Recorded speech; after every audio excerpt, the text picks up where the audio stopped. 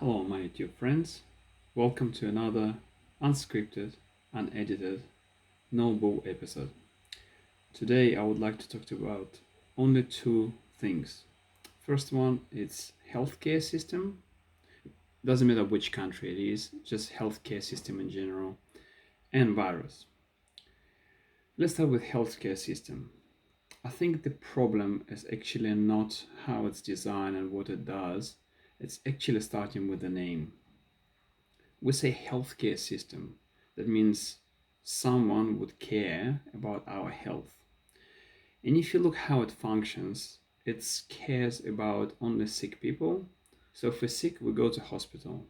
If we're sick, we go to doctor. The system is not designed to be proactive.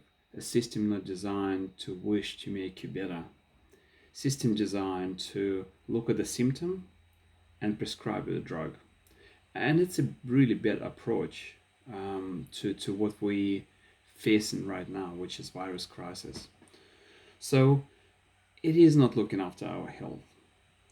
And if you go into general practitioner, we got squeezed from 15 minutes in the past to 10 minutes visits, and every general practitioner would basically see you for 5, maybe 7 minutes. The first question is what is the problem, and second, what to prescribe you. They're not really looking into cause and effect. They're looking at the symptom and prescribing drug and sending you to pharmacy. And the other one is basically interesting one because I thought it's a very positive move, and maybe it is, but I'm talking about workplace health assessment. I just, for giggles, I took one just recently at my company that I'm working at, and that was interesting one. I do understand everyone got different level of health and fitness and perception, but the way we treated, the way we diagnose, the way we've been helped, I think it's most ineffective way. So for example, we had actually one of most comprehensive assessments, and the first one was pathology test when they took our blood. The second one was what I call physical body assessment test. So I went and gave blood, and then the second test, I entered the room, and doctor says, "All right, we're here to measure your body composition." And as someone who knows what body composition is, I'm just looking around the room. I say, "I don't see any tools that you can measure my body composition." And he said, no, I would just measure BMI. BMI stands for body mass index.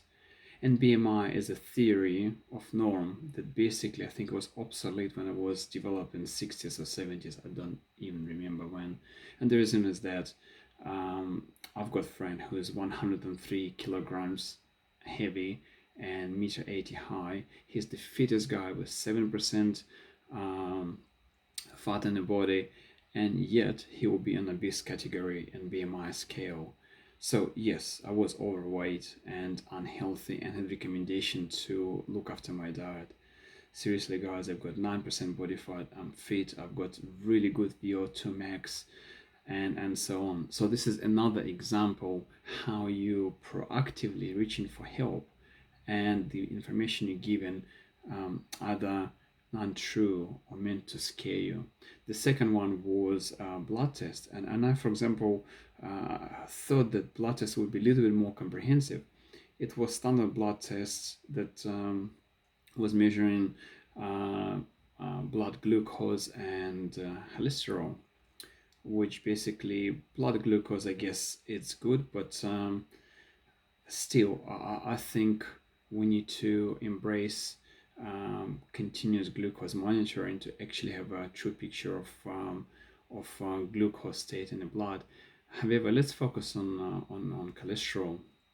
And for those who understand what cholesterol is, what they call LDL and HDL, which is good and bad cholesterol, my shock is that still everyone's practicing those names.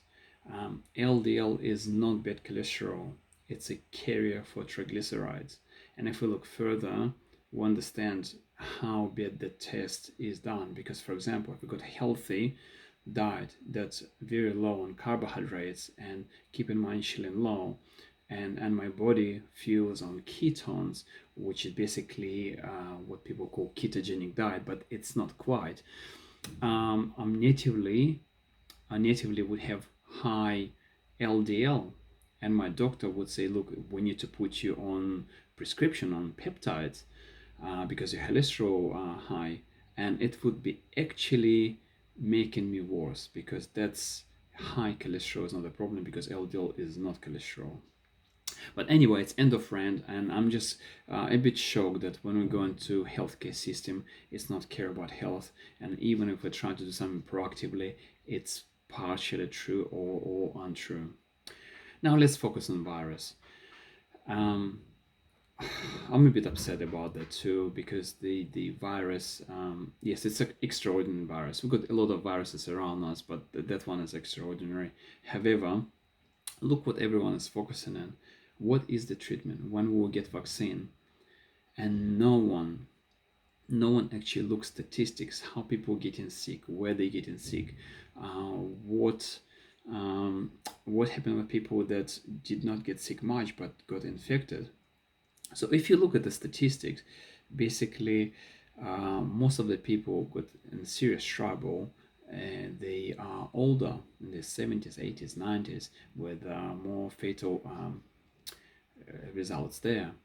The second group was obese people, which basically, if you think from longevity perspective, obese person got many years shaved from their life expectancy.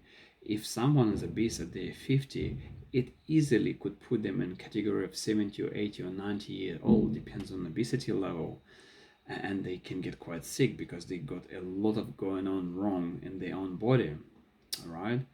And also uh, um, look at the pre-existing conditions. So someone told me, "Oh, Greg, it's not true. I know someone who just fought off cancer, young person, and then got seriously ill on COVID and then died." And I say, I'm not sure how you can consider someone who just fought off cancer to be in a healthy category. The body is so down from the terrible diseases, cancer, and if person is young but the immune system is very down, it's very little chance to fight any virus, letting alone the virus that's going on right now. So what I would like to focus is I'm trying to help people stay safe, stay aware, stay not getting infected. And if they get infected, as many healthy people that get infected with that virus, they actually experiencing very mild symptoms and getting over it quite soon. So let's focus on lifestyles. Let's focus on food and nutrition. So statistically, it was measured that most of the people that passed from that terrible disease, there were 90% of them vitamin D deficient.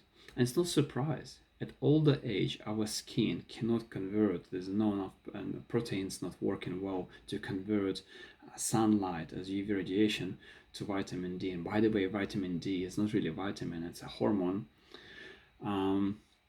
So vitamin D, it's an important part of the diet. Also, vitamin C. Many people megadose and overdose on vitamin C.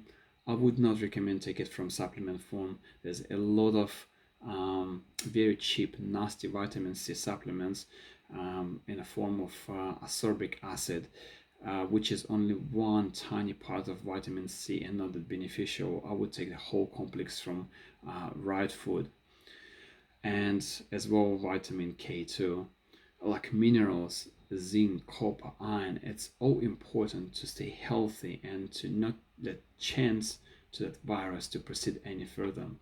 And if person in a good healthy condition, I don't really believe there are many cases, if none, of serious complications from the disease. So guys, stay safe, stay share knowledge, And let me know if you would like me to dig deeper into details and how stay safe and healthy in these terrible times.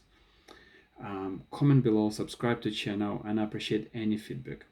Thank you so much for watching.